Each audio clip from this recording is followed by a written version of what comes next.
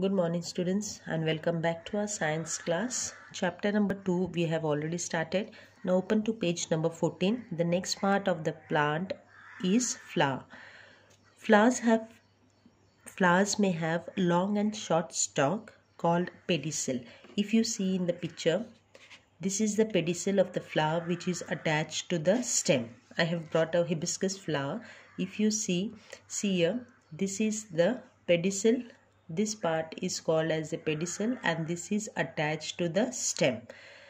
Now the different parts of the flower are calyx, corolla, androecium, gynoecium are the different parts of the flower.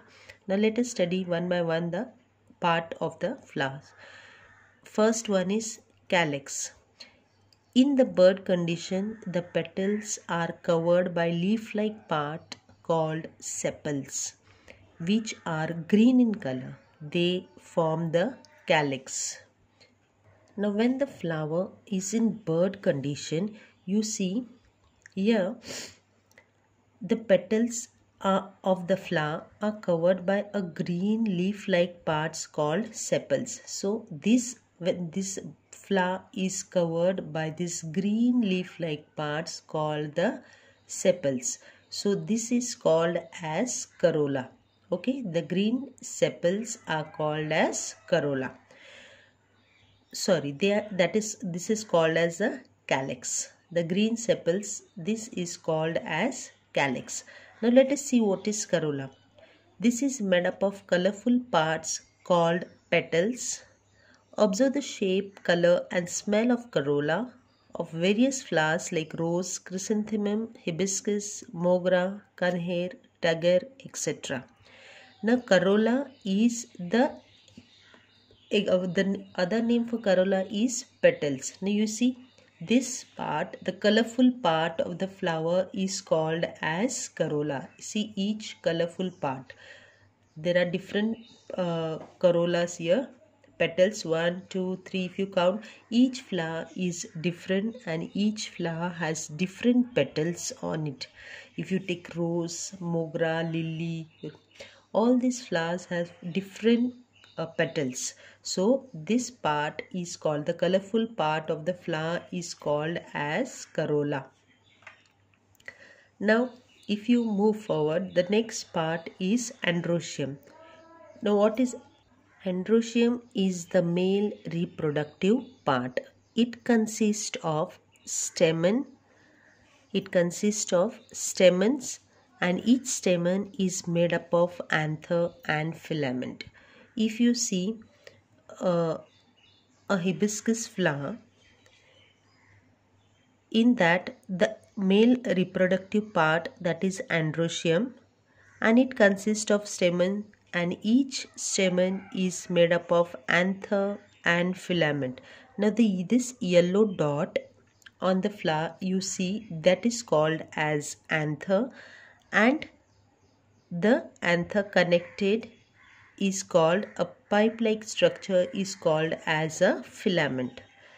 Okay, now if you go forward, that is gynoecium. Now for a flower you need to produce another flower. The male and female reproductive part is required. So when you see, the androecium is the male reproductive part, whereas gynoecium is the female reproductive part of the flower. This is made up of carpels, and a carpel consists of stigma, style and ovary. Now where is stigma? Stigma is the red dot here. You can see the red dot is called as the stigma. The style is the part which connects to the ovary. Style is a tube-like part. You can see this tube-like part which connects to the ovary, and if I remove one part of one petal, you can see this white color part here. White color part here is called as the ovary. So this part, the red dot part, is called as the stigma. Then the part which passes here it is called as, this tube like part is called as the style, and which connects ear down, it's called, the white part is called as the ovary. So these are the female reproductive part of the flower in gynoecium. Now if you take a vertical section of a hibiscus flower with the help of a sharp blade, by cutting the flower vertically cutting the flower from stigma, that is from this red dot, if you cut in a vertical section like this straight till the pedicel, you will see that the from both the sections of the flower will be seen to have same structure.